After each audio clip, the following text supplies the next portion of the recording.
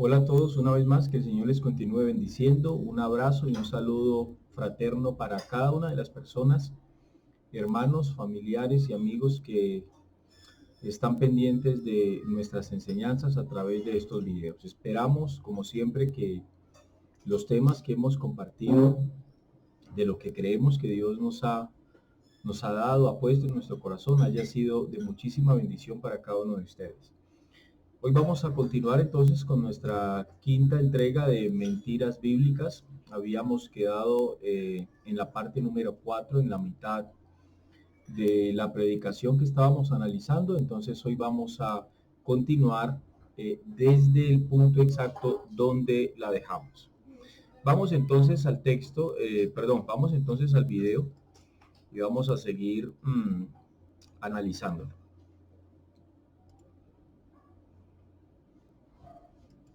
Nadie puede adelantar ni atrasar el reloj de Dios.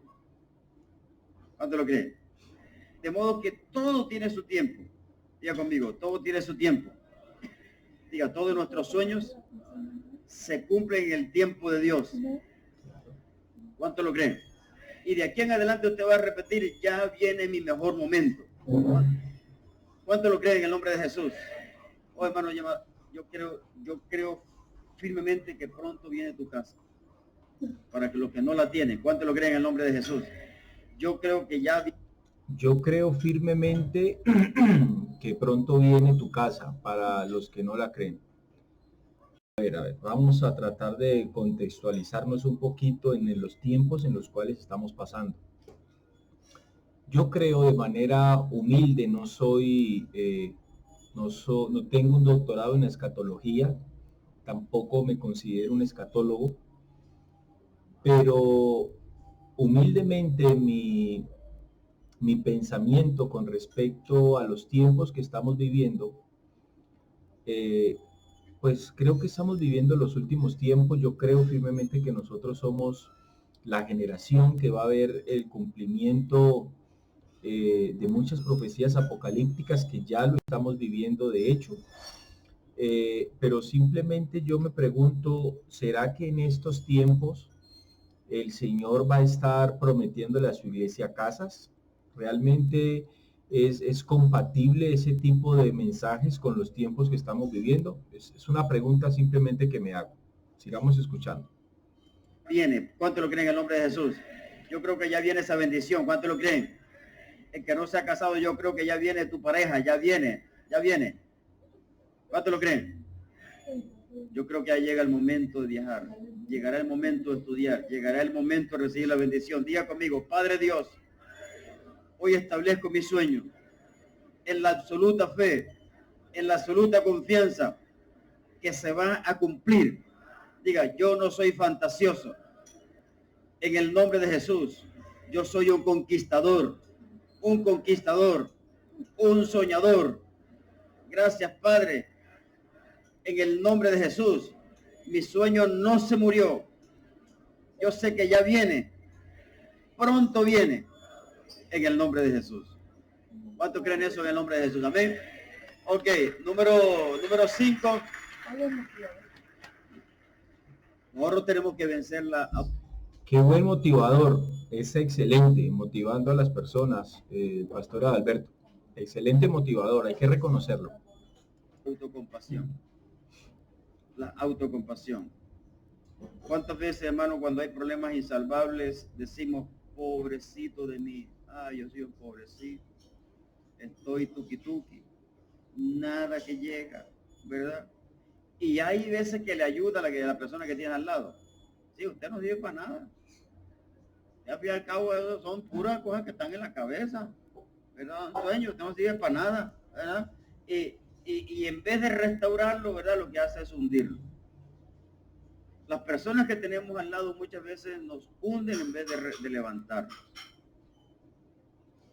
Uy, viene el hombre alegre, contento. Uy, mami, porque así le dicen, ¿verdad? La esposa es la mami perdida. Mami. Casi todo le dicen mami a la esposa, ¿sí o no? Mami. Todos vienen a decirle a la mami perdida, mami, tengo un negocio. Despierte. ¿Cómo va a hacer eso? ¿Cómo va a hacer eso? Dígame. Y hermano, lo que hace es, ¿verdad? Hundirlo, ¿verdad? Pero hermanos amados, usted va a creer que las cosas se van a dar. ¿Cuánto lo creen? Vamos a creer que así será en el nombre de Jesús. No nos vamos a desesperar. La autocompasión, hermanos amados, es como no me llevo mi sueño, entonces me echo a morir, entonces me voy a suicidar, entonces, porque la autocompasión mata tu sueño. ¿Verdad? Te echas a morir, me voy a suicidar, ¿verdad? Hermanos amados, la autocompasión es un lenguaje distinto a lo que Dios nos enseña. La Biblia dice, diga el fuerte, diga el débil, ¿qué? Diga el débil, otra vez, duro. Pero vamos a repetirlo completo. Diga el débil, fuerte soy. Otra vez, diga el débil, fuerte soy. ¿Cuántos son fuertes aquí en el nombre de Jesús? Usted es fuerte. Usted no es ningún debilucho. Usted no es ningún hito por ahí. Porque es que a veces todo lo diminutivo.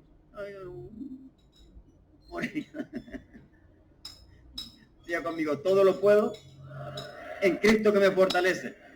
Dígalo fuerte, todo lo puedo en Cristo que me fortalece. Ustedes han escuchado esta historia, pero no sirve para hoy. Ruth capítulo 1, versículo 19, está hablando de Noemí. ¿Verdad?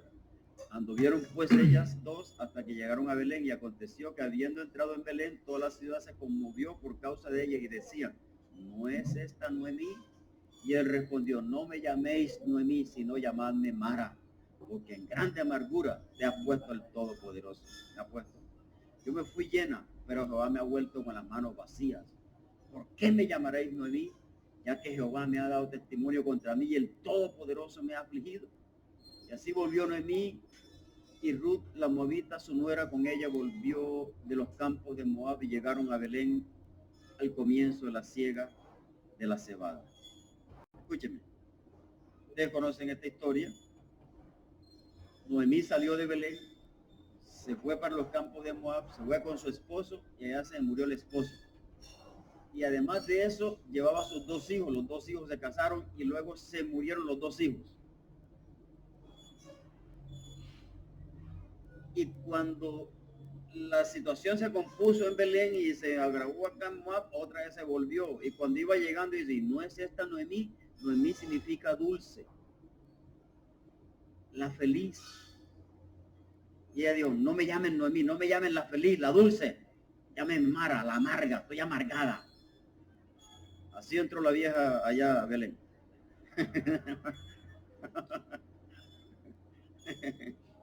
Ustedes no ven que me fui con mi esposo y mis hijos y se murieron los tres allá. Ahora estoy amargada. Y no me llamen más Noemí, yo no soy ninguna dulce. Buena, qué buena de qué. No. La vieja estaba bien amargada. Pero vamos a hacer aquí un análisis del texto que el pastor acabó de analizar o de citar. Y ese texto está en el libro del profeta Joel.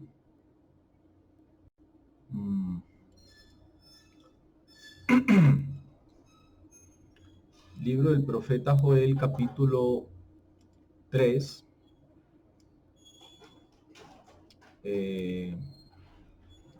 Vamos a mirar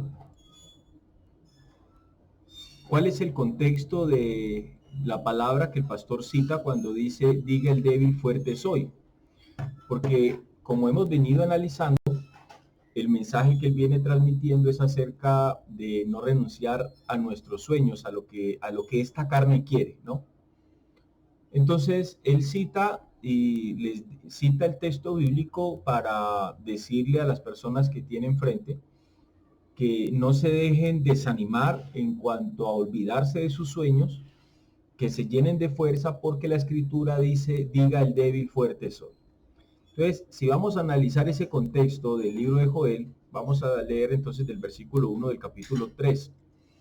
Dice, porque he aquí que en aquellos días y en aquel tiempo en que haré volver la cautividad de Judá y de Jerusalén, reuniré a todas las naciones y las haré descender al valle de Josafat, y allí entraré en juicio con ellas a causa de mi pueblo y de Israel mi heredad. a quien ellas esparcieron entre las naciones y repartieron mi tierra. Y echaron suerte sobre mi pueblo y dieron los niños por una ramera y vendieron las niñas por vino para beber. Y también, ¿qué tengo yo con vosotras, Tiro y Sidón, y todo el territorio de Filistea? ¿Queréis vengaros de mí? Y si de mí os vengáis, bien pronto haré yo recaer la paga sobre vuestra cabeza, dice el texto. Verso 5. Porque habéis llevado mi plata y mi oro y mis cosas preciosas y hermosas, metisteis en vuestros templos, y vendisteis los hijos de Judá. Oh, ¿dónde me quedé? Y vendisteis, aquí, y vendisteis los hijos de Judá y los hijos de Jerusalén a los hijos de los griegos, para alejarlos de su tierra. He aquí yo los levantaré del lugar donde los vendisteis y volveré vuestra paga sobre vuestra cabeza. Y venderé vuestros hijos y vuestras hijas a los hijos de Judá, y ellos los venderán a los sabeos, nación lejana, porque Jehová ha hablado. Proclamad esto entre las naciones, le dice Jehová al pueblo de Israel. Proclamad guerra. Es Jehová hablándole al pueblo de Israel a que proclamen guerra, que vayan a la guerra. Despertad a los valientes, acérquense, vengan todos los hombres de guerra. Es un llamado de Jehová al pueblo de Israel a través del profeta Joel. Y ahí es donde dice en el verso 10, forjad espadas de vuestros asadones, lanzas de vuestras hoces, diga el débil entre el pueblo, fuerte soy. Es simplemente un llamado de Jehová a su pueblo, al pueblo de Israel, para que vaya a la guerra, porque era momento de que el juicio de Jehová viniera sobre los enemigos que los habían subyugado a ellos. De modo que si yo quisiera tomar este texto y darle una aplicación a la iglesia hoy, se la podría dar, pero en el sentido de la guerra espiritual que nosotros tenemos, entendiendo que la responsabilidad que tenemos es de lucha contra la manera de pensar del hombre hoy que no tiene conocimiento de Dios. Entonces, en ese sentido, si alguien me dice un ejemplo, me dice, no, pastor, yo siento que no soy capaz de ir a la guerra, yo siento que no soy capaz de servir a Dios, yo siento que me da pena o me da temor salir a la calle a predicar, a llevar el mensaje del evangelio. Entonces, en esa condición de esa persona, este texto sería aplicable. Yo le podría decir a ella, mira, cuando Jehová le habló al pueblo de Israel a través del profeta Joel y les hizo un llamado a que salgan a la batalla y que ninguno del pueblo dijera que fuera débil, sino que aún el débil dijera fuerte soy, era para ir a la guerra. Entonces, tú tienes que ir a la guerra, tú tienes que servir a Dios, tenemos que ir en contra de las maquinaciones del diablo. Entonces, en ese contexto le podríamos decir a esa persona, no tienes por qué decir que no eres capaz, no tienes por qué decir que tienes temor, di más bien en tu debilidad que tú eres fuerte. Ahí yo diría, la escritura dice, diga el débil, fuerte soy, pero la aplicaría en el concepto o en el sentido de animarle a hacer la obra de Dios, en el sentido de animarle a ir a la guerra espiritual a la cual todos tenemos que ir. Pero no, el pastor Adalberto está usando este texto para motivar a su audiencia para que ellos crean que sí son capaces de alcanzar sus sueños, de trabajar duro por alcanzar sus sueños, por alcanzar sus metas, por casarse, por comprar carro, por comprar su casa, etcétera, etcétera, etcétera. Entonces, el texto no es aplicable de esa manera, pero vamos a continuar escuchando. Hermanos queridos, yo sé que muchos se han amargado la vida y algunos dirán, a uno le sonríen a veces, hermano, ¿cómo está? Yo, ojalá supiera lo que llevo por dentro. Ojalá supiera cómo estoy yo. Ni me dijera ningún hermano, ni nada, mejor dicho. Vine aquí a la iglesia porque, mejor dicho, porque me tocó ir, pero mejor dicho, nada. Pero si por mí fuera, no hubiera venido. Yo sé que muchos han dicho así. Claro que yo no sé quién. Pero yo sé que me huele que algunos han dicho así. Pero hermanos amados, usted tiene que entender que el Señor siempre está con nosotros. Jesucristo dijo, hermano, que yo estaré con ustedes todos los días. ¿Hasta cuándo? ¿Cuánto lo creen? ¿Hasta cuándo dijo él? Hasta el fin del mundo. Noemí, que significa mi alegría, mi gozo, la feliz, ¿verdad? Ella, hermanos amados, ella fue una mujer que dijo, salió y cuando regresó dijo, ya no hay nada que hacer. Renunció al sueño de ser feliz. Entonces esta señora Noemí, esta señora regresó, ¿verdad? De los campos de Moab, la alegre, ¿verdad? Aquella que era la alegre, la feliz. Ella dejó morir su sueño y dijo, no me llamen más Noemí. Antes la llamaban alegría, ahora díganme, llámenme a tristeza, llámenme a amargura, llámenme la que está.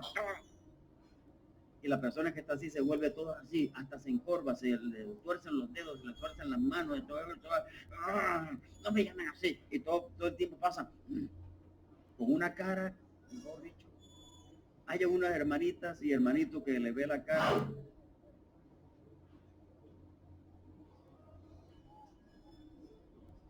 No necesitan el 31 de octubre ponerse ninguna máscara. Solamente el cauchito.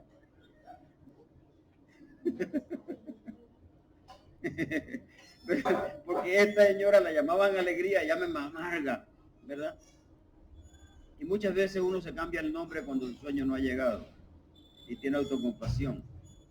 A mí nadie me ayuda. Yo estoy solo en esta tierra, en este mundo. Estoy triste y amargado. Yo no tengo una solución. Por donde meto la cabeza, ahí me dan duro. Me dan duro, tuki tuki y bien relulú. ¡Qué injusticia! Y comenzamos con palabras, ¡qué injusticia! ¡Qué terrible!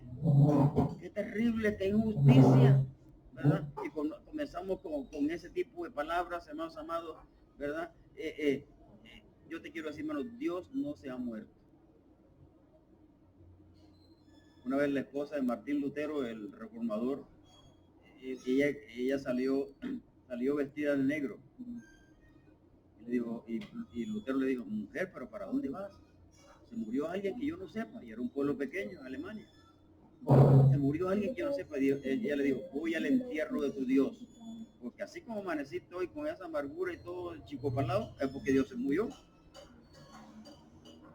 Y muchas veces nosotros, hermanos amados, yo quiero decirte, hermanos, Dios no se ha muerto. Él está con nosotros. ¿Cuánto lo creen? Y Dios sabe lo que necesita. ¿Cuánto lo creen? Y Él sabe lo que hay en tu corazón. ¿Cuánto lo creen? Él conoce tus sueños, hermanos amados. ¿Por qué no has podido concretar tu sueño? Porque no has podido concretar tu sueño. Vas a vivir en amargura. Vas a vivir, hermanos amados, en el tormento del corazón. No quieres comer, te quieres suicidar. Hermano, la tristeza viene y la tristeza es un veneno. Es un veneno para los sueños. Pero el gozo del Señor es nuestra fortaleza. ¿Cuánto lo creen? Usted tiene una semilla que se llama sueño, no lo deje morir. Aquí no hay ninguno que sea amargo, amargado, triste, achicopalado. Aquí hay Noemí. ¿Cuántos son Noemís y Noemíos? Noemís y Noemíos. Noemíos. ¿Cuántos minutos han pasado? Escucho el mensaje y no sé si de pronto ustedes tienen claro el concepto de una predicación expositiva de la palabra de Dios. Hay un texto que el apóstol Pablo usó cuando le habló a Timoteo. Quiero llevarlos allí un momento.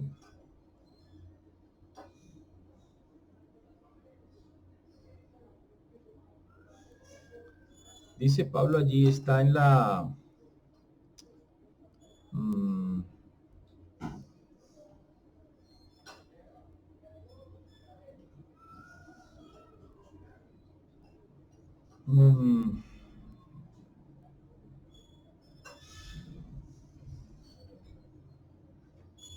En la primera carta de Timoteo, vamos por favor.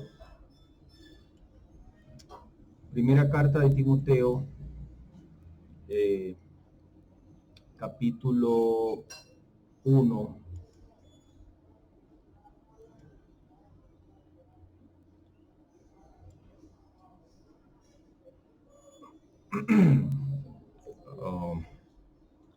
Denme un momentico, por favor. Ya vamos ahí porque ese tema este texto que les voy a explicar es muy interesante. Porque es que a veces muchas personas no entienden algunos conceptos de Segunda de Timoteo 4:4. Segunda de Timoteo capítulo 4, pero antes de ir aquí a Timoteo, permítanme, abramos aquí una pestaña en Google y quiero que miremos cuál es el significado de fábula o fábulas. ¿Qué es una fábula? Escuchen esto. Según el diccionario, fábula es un relato o es una composición literaria en prosa o en verso que proporciona una enseñanza o consejo moral. Leyenda que narra las acciones de los dioses o héroes de la antigüedad. Vamos a mirar otro significado. Vamos a mirar aquí otro concepto de fábula. Dice, la fábula es un tipo de relato breve de ficción. Escuche, breve de ficción. ¿Saben qué es ficción? Es algo que no es real, que tiene una intención didáctica y moralizante. Por eso suele estar acompañado de una moraleja, es decir, una enseñanza explícita sobre la interpretación del relato.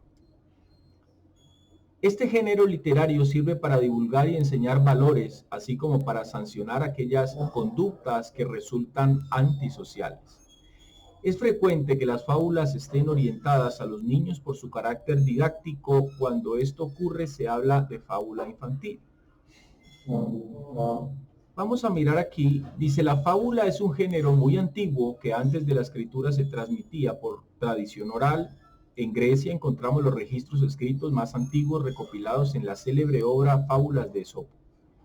La palabra fábula procede del latín fabula, que tiene el mismo origen que habla. De allí que el término se relacione con el acto de contar historias normalmente inventadas, es decir, historias de qué, dice ahí, de ficción, o sea, cosas que no son reales. Se llama fábula también a los relatos de la mitología clásica. Fábula también puede referirse a una historia falsa, a una invención, un rumor, o aquí, me encanta este concepto, o a una habladuría, a un bla, bla, bla, bla, bla, y ya van a entender por qué los llevé primero aquí. Entonces, quiero, antes de ir al texto bíblico, miremos cuáles son las características de una fábula. Dice, dentro de los rasgos más característicos de las fábulas, podemos mencionar los siguientes. Número 1, son populares. Cuando el texto dice ahí que son populares, pues quiere decir que son vendibles, que son aceptables al oído de las personas, que quiere decir que a la gente le gusta escuchar, ¿no? Son breves, pueden comunicarse en verso o en prosa, el orden del relato es lineal, sin saltos temporales, son educativas o moralizantes, son atemporales, o sea, no son sujetas al tiempo, al contexto de lo que se está hablando. Ok, ahora quiero que ahora sí nos dirijamos entonces al texto bíblico. Y el texto bíblico entonces dice en el verso 3, mire lo que dice el apóstol Pablo a Timoteo. Segunda de Timoteo, capítulo 4, verso 3. Dice, porque vendrá un tiempo, dice el apóstol Pablo, y es este el tiempo, cuando no sufrirán la sana doctrina, sino que teniendo comezón de oír, se amontonarán maestros conforme a sus propias concupiscencias. ¿Cuáles son las concupiscencias? Es ese deseo de la carne a pecar, ¿no? Es ese deseo desenfrenado que el hombre tiene, es esa tendencia a darle gusto, a saciar los deseos de la carne. Entonces dice el verso 4, que estos maestros, del verso 3 dice, y apartarán de la verdad el oído, y estos maestros, dice, y se volverán, ¿a qué? A las fábulas. Qué interesante este llamado de atención que el apóstol Pablo le hace a Timoteo. Y apartarán de la verdad el oído y se volverán, ¿quiénes estos maestros? Se volverán a las fábulas. Ya entendieron que es fábula, ¿no? Es una especie de habladuría, es cuando alguien toma un texto bíblico, toma una historia bíblica y lee un verso, dos versos, y esos versos saca un cuento y saca otro cuento y usa un ejemplo de su vida personal y va a una historia de otra persona, pero el predicador no está haciendo una exposición de la palabra de Dios, no es una predicación expositiva de la Biblia, no está exponiendo, no está desmenuzando el contexto que está leyendo. Y yo estoy convencido que esas son las predicaciones que la iglesia hoy tiene que escuchar. Hoy en día muchos se están volviendo a las fábulas, a los cuentos. De hecho, en mi vida cristiana escuché a muchos predicadores, a muchos evangelistas desarrollar un sermón utilizando apenas un verso bíblico o dos máximo. Entonces, dice el apóstol Pablo aquí en el verso 5, pero tú sé sobrio en todo, soporta las aflicciones, haz la obra de evangelista y cumple tu ministerio. Entonces, es necesario que todos nosotros entendamos que a veces este tipo de mensajes son mensajes que no enriquecen a la iglesia, que no enriquecen al cuerpo de Cristo. Son ese tipo de mensajes que son tan faltos de nutrientes espiritual, porque realmente están más llenos de fábulas que de escritura, están más llenos de fábulas que de iluminación de la escritura. Entonces, eso es como tomarse un caldo, eso es como pretender hacer un caldo y echarle papa, echarle todos los ingredientes y no echarle hueso, no echarle pollo, no echarle carne, sino comprar 2 caldos ricos, comprar 2 cubitos de Maggi y echárselos y revolver eso y luego tomarse.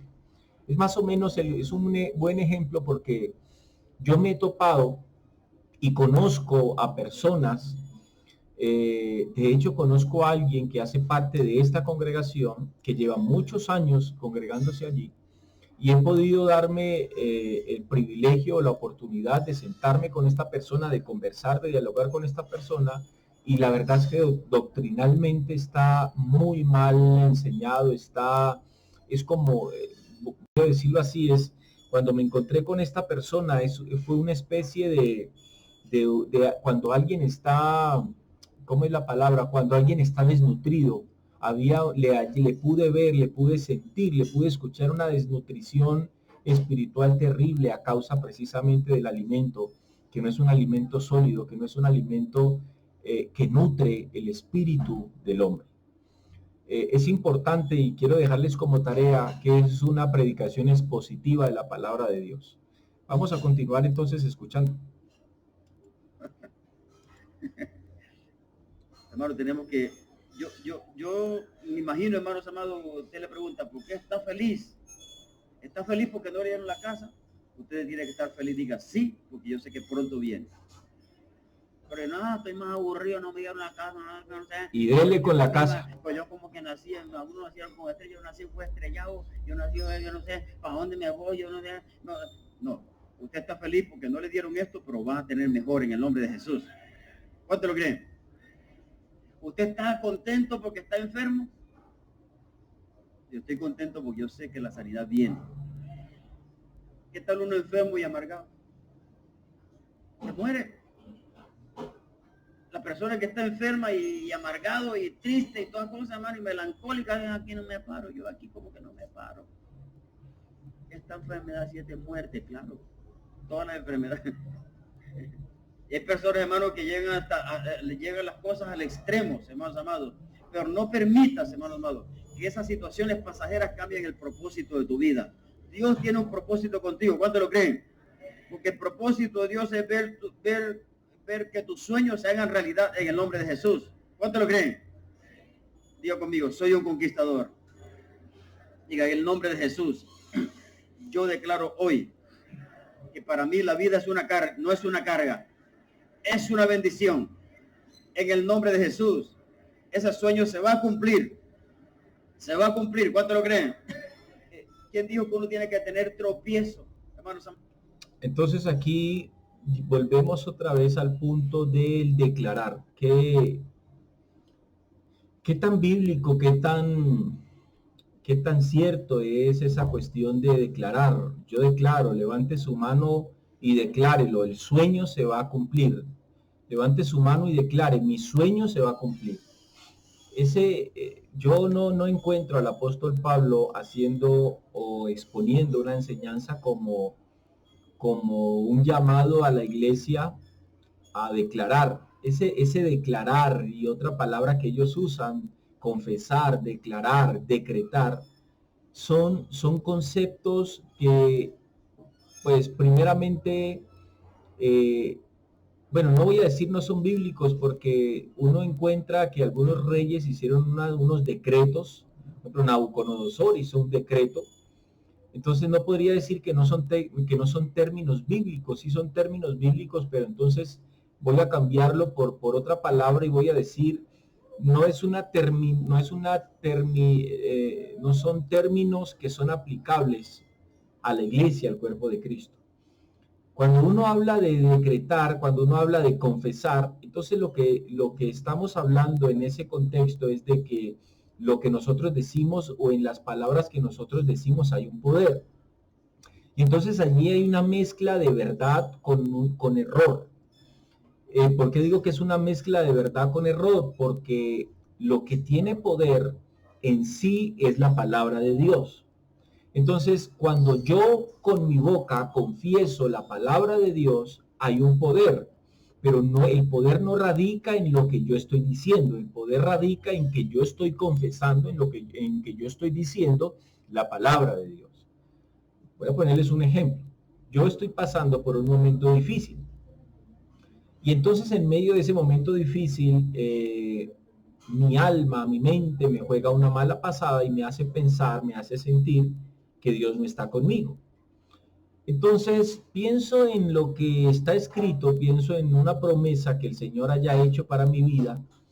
Y recuerdo entonces que Él prometió a sus discípulos y dijo, y he aquí, yo estoy con vosotros todos los días hasta el fin del mundo. Obviamente esos discípulos que escucharon esa promesa, todos murieron.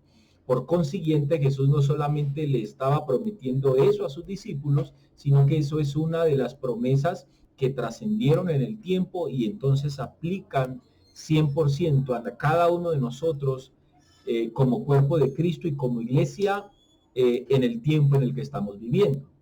Entonces yo tomo ese texto bíblico y digo, yo confieso, Señor Dios Todopoderoso, tu palabra, tú prometiste que ibas a estar con nosotros, conmigo, todos los días hasta el fin del mundo. En esa confesión hay un poder, pero el poder no radica en lo que a mí me dé la gana decir con mi boca, sino que el poder radica en que mi boca confiese la palabra de Dios y aún así, como lo he dicho en algunos videos atrás, bien trazada, cuando interpretamos y aplicamos bien la palabra de Dios. Espero me estén entendiendo. Entonces, esto es importante porque yo he escuchado, a él le he escuchado muchísimos mensajes, porque cuando yo analizo mensajes, pues también tengo que dedicarle tiempo. No puedo hablar de que alguien tiene mala teología si no le he dedicado tiempo para escucharlo.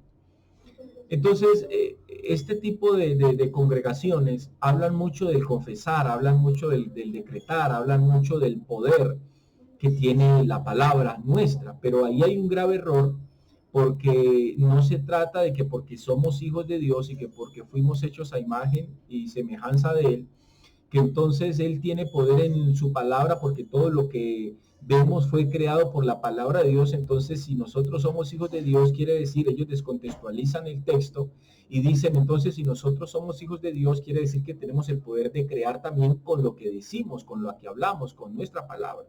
Entonces ellos dicen de ahí que nuestras palabras tienen poder. Entonces eso significa de que yo por lo menos, y esto ya no es un ejemplo, esto es cierto, yo por lo menos no tengo casa propia. Y no quiere decir que si yo me dedico una semana a decir todos los días tendré casa propia, declaro que tendré casa propia, declaro que tendré casa propia, al año yo tenga una casa propia. Eso tiene que más, ese declarar tiene más que ver con las cosas ocultas, con el ocultismo, con hechicería, con brujería, no tiene nada que ver con la escritura o con la palabra de Dios. Entonces son cosas que llevan a muchas personas al error, que llevan a las personas a errar cada día más, a apartarse más del propósito y de la voluntad de Dios. Espero me hayan entendido lo que les acabé de explicar. Hay un poder en lo que nosotros hablamos, pero cuando nosotros hablamos, confesamos la palabra de Dios. No cuando nosotros empezamos a confesar lo que a nosotros se nos venga en gana, simplemente porque queremos algo, entonces confesemos que ese algo vaya a pasar, va a suceder y simplemente se hará. Eso es una fantasía y eso es una falacia. Sigamos escuchando.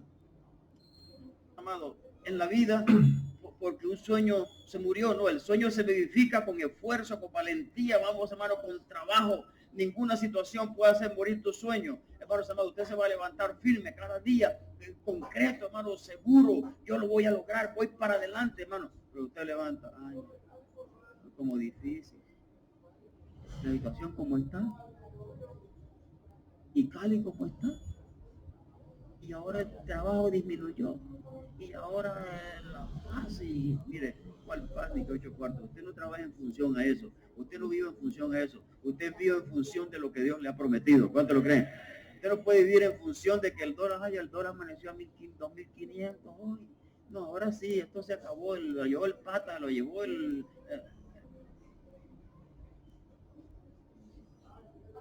Hermanos queridos, a José de la historia, a José el personaje bíblico,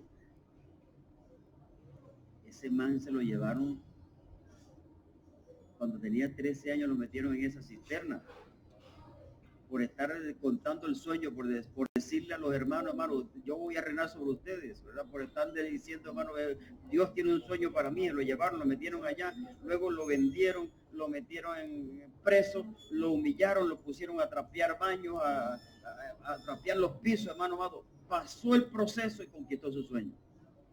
Yo no sé cuántas cosas han pasado en tu vida, pero te digo hoy claramente, hermano, solo los valientes arrebatan el reino de los cielos.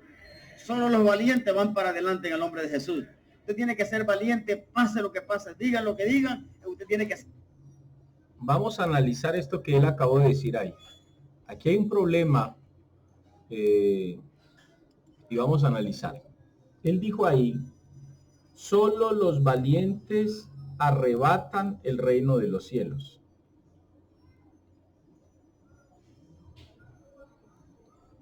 Dijo los valientes, ¿no? Vamos a mirar el Evangelio según San Mateo. Vamos a analizar si lo que él está citando es correcto o no es correcto. Evangelio según San Mateo, capítulo 11. Y vamos a leer desde el verso... Vamos a leer el contexto de ese texto que él está citando. Dice la Biblia de la siguiente manera. Dice, cuando Jesús terminó de dar instrucciones a sus 12 discípulos, se fue de allí a enseñar y a predicar en las ciudades de ellos. Y al oír Juan en la cárcel los hechos de Cristo, le envió 2 de sus discípulos para preguntarle, ¿eres tú aquel que había de venir o esperamos a otro? Respondiendo Jesús les dijo, id y haced saber a Juan las cosas que oís y veis. Los ciegos, le mandó a decir el Señor Jesús a Juan con sus discípulos, los ciegos ven, los cojos andan, los leprosos son limpiados, los sordos oyen, los muertos son resucitados, y a los pobres es anunciado el Evangelio. Dice el verso 6, y bienaventurado es el que no halle tropiezo en mí. Mientras ellos se iban, comenzó Jesús a decir de Juan a la gente, ¿qué salisteis a ver al desierto? ¿Una caña sacudida por el viento? ¿O qué salisteis a ver? ¿A un hombre cubierto de vestiduras delicadas? He aquí los que llevan vestiduras delicadas en las casas de los reyes están. ¿Pero qué salisteis a ver? ¿A un profeta? Sí, os digo, y más que profeta. Ahora dice el verso 10. Porque este es de quien está escrito, he aquí, yo envío mi mensajero, escuchen esto, yo envío mi mensajero delante de tu faz, el cual preparará tu camino delante de ti. Vamos a ir desmenuzando eso. El contexto del texto que el pastor Adalberto está citando, Lo que el texto nos está enseñando es que nos establece el propósito, digámoslo así, de la vida de Juan el Bautista. ¿Cuál era el propósito de la vida de Juan el Bautista? Dice el verso 10, preparar el camino para que el Señor Jesucristo viniera a, digámoslo, con su mensaje. Esa fue la labor básica, fundamental de la vida de Juan el Bautista. Entonces dice el verso 11, de cierto os digo, entre los que nacen de mujer no se ha levantado otro mayor que Juan el Bautista, pero el más pequeño en el reino de los cielos mayores que él. Entonces dice el verso 12, escuchen bien, desde los días de Juan el Bautista hasta ahora, el reino de los cielos sufre violencia y los violentos lo arrebatan. Eso dice en ese texto. Permítame en Mateo 11:12, yo le leo lo que dice ese texto en otra versión. Mateo 11:12. Es una versión K2. En esa versión, Biblia K2, Mateo 11:12, dice lo siguiente. Dice el verso 12 en esa versión. Permítame, yo se lo leo. Desde el tiempo de Johanán, el que sumerge en agua, hasta ahora el reino de Yahweh sufre violencia, los violentos están tratando de arrebatarlo. Ok, entonces vamos a explicar qué es lo que ese texto está diciendo. Ese texto, el verso 12, y los violentos lo arrebatan, está hablando de que es un llamado a que los hijos de Dios, a que la iglesia en este caso arrebaten el reino de los cielos, que puede ser visto como no solamente como nuestra salvación, sino como las bendiciones que Dios tiene para cada uno de nosotros como hijos de Dios. ¿Creen ustedes que realmente el texto está haciendo referencia a que nosotros tenemos que arrebatar algo? ¿Qué tenemos que arrebatar si el reino de Dios ya nos fue dado y nos fue dado a través de Jesucristo? Arrebatar implica hacer un esfuerzo y ninguno de nosotros tenemos que hacer ningún esfuerzo por obtener la bendición de Dios y por obtener su reino y por obtener nuestra salvación, y no tenemos que hacer ningún esfuerzo para obtener la bendición de Dios, dado que el esfuerzo que había que hacer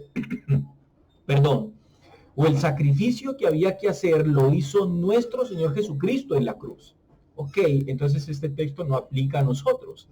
Lo que el texto está diciendo es que los violentos, en este caso los hombres, en este caso podamos entender como los fariseos, como los escribas, como hombres como Herodes, estaban haciendo estorbo, estaban arrebatándole el reino de Dios que había venido a ser entregado al pueblo de Israel. Habían hombres como los fariseos, que eran hombres violentos, no valientes, ¿no? El pastor dijo valientes, ¿no? El texto no dice valientes, dice violentos.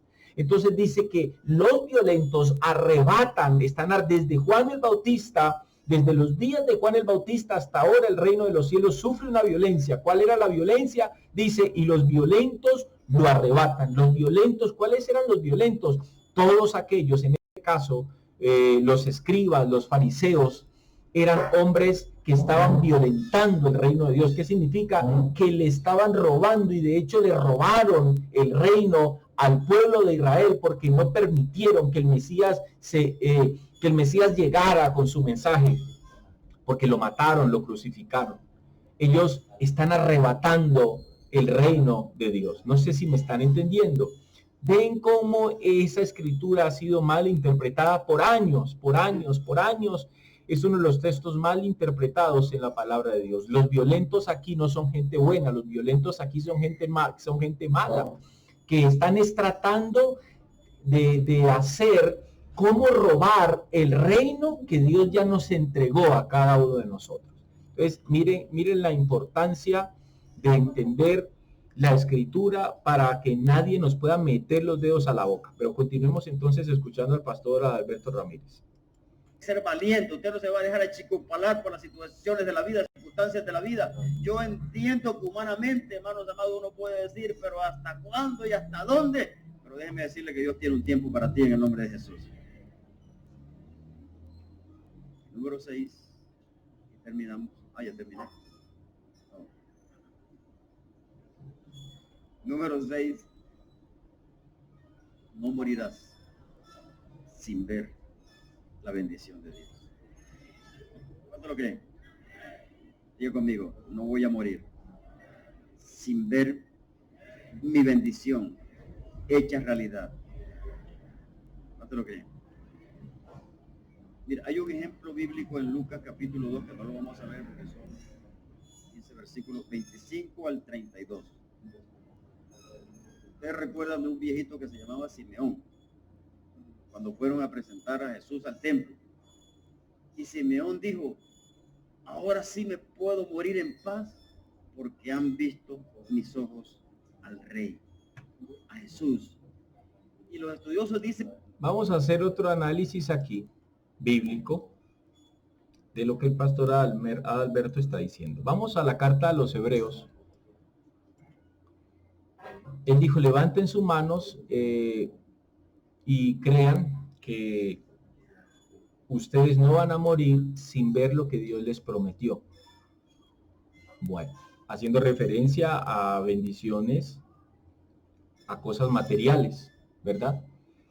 Pero hay un texto, el escritor a los Hebreos, aquí Hebreos capítulo 11, que es un capítulo donde habla de la fe, donde habla acerca de los hombres de la fe, habla de Abel, habla de Enoc, habla de Noé, habla de Abraham.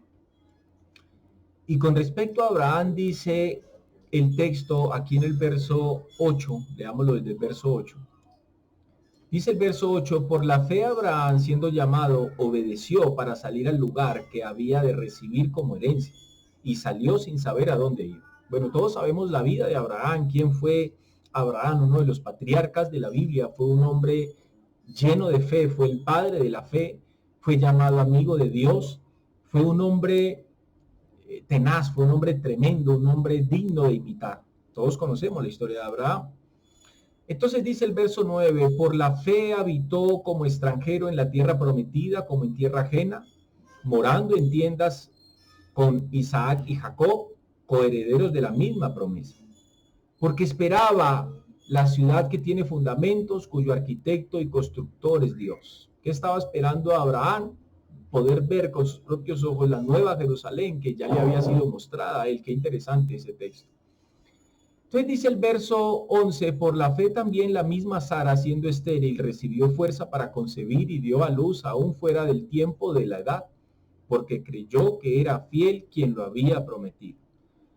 Por lo cual también de uno y ese ya casi muerto, salieron como las estrellas del cielo en multitud y como la arena innumerable que está a la orilla del mar.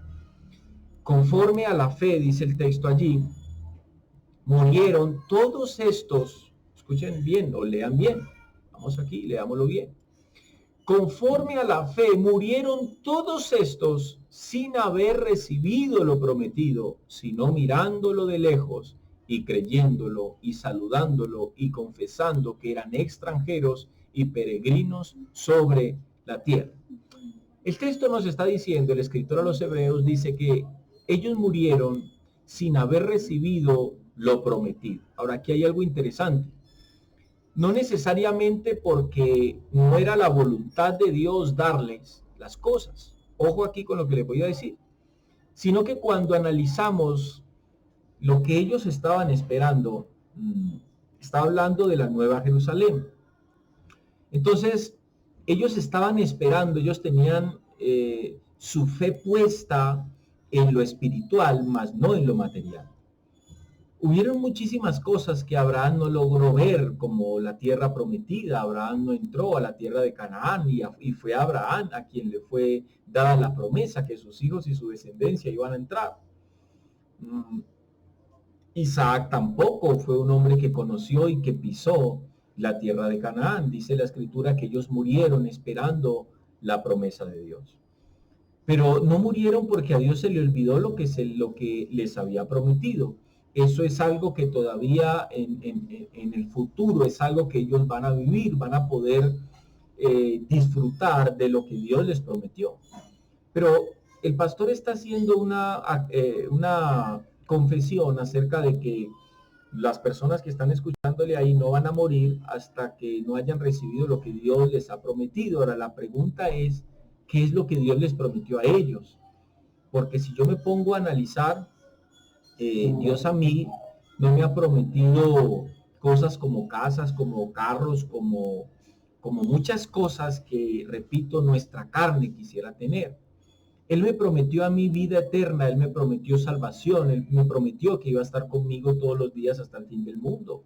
Él me prometió que si yo le daba prioridad a su reino, Él me prometió y dijo que si yo buscaba primeramente el reino de Dios y su justicia, que todas las cosas que yo necesitara para vivir, y ahí no están incluidos lujos, ahí no están incluidos, ¿cómo es la palabra? Ahí no están incluidos excesos, repito, de lujos, ahí no están incluidos cantidades de cosas que nuestra carne quisiera que estuvieran incluidas. Entonces, sí queda uno triste de ver la falta de, repito, y vuelvo a lo mismo, de exposición de la palabra de Dios. La verdad es que llevo aquí 36 minutos y no he hallado,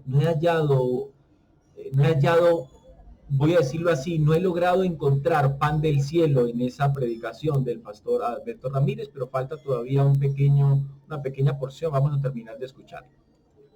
Dicen que él esperó 20 años. 20 años, hermano amado, él estaba esperando, ¿verdad? Para ver, él quería ver antes de morir al Salvador, ¿verdad? Hermanos queridos, en el nombre de Jesús, levante su mano y diga conmigo, en el nombre de Cristo Jesús, yo soy como Simeón. Diga, hoy decreto proféticamente, en el nombre de Jesús, sobre mi propia vida, que no moriré sin ver hecho realidad toda la bendición de Dios sobre mi vida. Ojo con eso, yo decreto proféticamente, o sea, ya es una orden.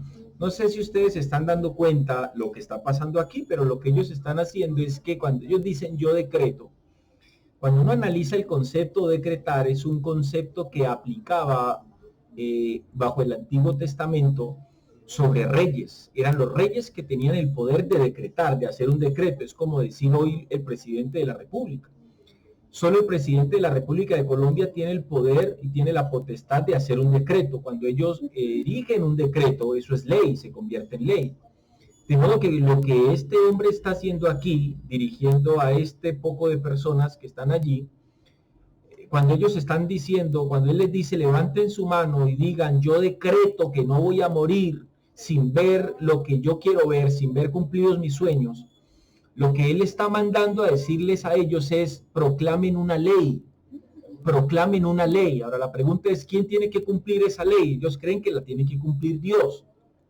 Porque quien les va a traer a sus vidas, a cumplir en sus vidas todos los sueños que a ellos se les pase por la cabeza, pues ellos están esperando que sea Dios. Entonces, aquí hay un acto de arrogancia frente a Dios. Porque cuando yo digo, yo decreto, estoy diciendo, estoy creando una ley, estoy diciendo, estoy erigiendo una ley, estoy decretando una ley y eso se tiene que cumplir porque las leyes se tienen que cumplir. Entonces ellos están diciendo, yo decreto, establezco en este momento una ley. ¿Cuál es esa ley? Que yo no voy a morir sin ver cumplidos mis sueños. ¿Ok? Entonces, de alguna u otra manera están obligando a alguien a cumplirles ese deseo. Es como si ellos tuvieran en su mano la lámpara de Aladino y entonces la frotaran 3 veces, entonces tendría que salir el genio de la lámpara a cumplirles a ellos sus 3 deseos. Y resulta que Dios no opera, resulta que eso no opera de esa manera, eso es un decreto para Dios. Lo que ellos están haciendo es, Señor, yo decreto, yo establezco en este momento una ley, y dice el Espíritu Santo, un ejemplo, ¿cuál es esa ley? Entonces ellos dicen que yo no voy a morir, dicen ellos, yo no estoy dispuesto a morir sin ver en mi vida el cumplimiento de mis sueños. Yo no voy a morirme hasta que yo cumpla mis sueños. Eso es arrogancia, eso es apostasía, amados hermanos. Pero bueno, sigamos leyendo, sigamos viendo. Diga, yo sueño viendo a mis hijos y a mis nietos sirviendo al Señor. Diga, sirviendo al Señor, triunfando, yendo hacia adelante, en el nombre de Jesús. Amén. Mire, para terminar, imagínense que un hombre naufragó y llegó a una isla. Y en la isla... Más fábulas. Él construyó una choza con los recursos que tenía por ahí y vivió por años allí. Ya perdió la esperanza de que lo iban a rescatar. Y un día salió a cazar, a buscar, ¿verdad? Y cuando se dio cuenta, el rancho estaba ardiendo. Y le puso, ay, no, con tanto esfuerzo, yo aquí solo, y ese rancho se le quemó el rancho. Pero ese rancho quemado lo vieron unos guardacostas que iban pasando. Y alguien está haciendo señales de humo para que lo rescatemos, ¿verdad? Y fueron a lo rescatar. Después de muchos años. Yo no sé si tu rancho está ardiendo. Es posible que el rancho de tu vida está ardiendo hoy, ¿verdad? Yo no sé hasta dónde, hermanos amados, el rancho de pronto está ardiendo. Se está quemando, pero es justo cuando el rancho está ardiendo que Dios enviará a sus ángeles. Dios enviará a los bomberos celestiales. Los bomberos celestiales para que apaguen el rancho. Lo van a apagar los ángeles de Dios. ¿Cuánto lo creen? Hermanos amados, va a haber un final extraordinario en tu vida. Bueno, levanta sus manitos y adoramos. Ya, y ahí termina entonces el mensaje. La vida de cada hombre, cada mujer. 39 minutos de una conferencia bastante vacía, y esto lo digo con respeto, pero es la verdad. Bueno, así terminamos entonces con nuestra quinta entrega de Mentiras Bíblicas.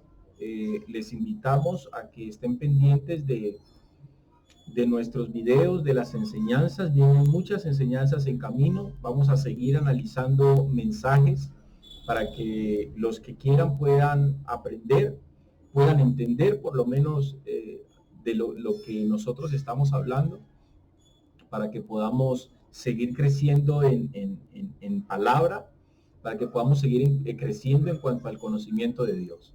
Bueno, me despido de todos. Muchísimas gracias por el tiempo que han dedicado para mirar este mensaje. Que Dios les continúe bendiciendo. Hasta una próxima oportunidad.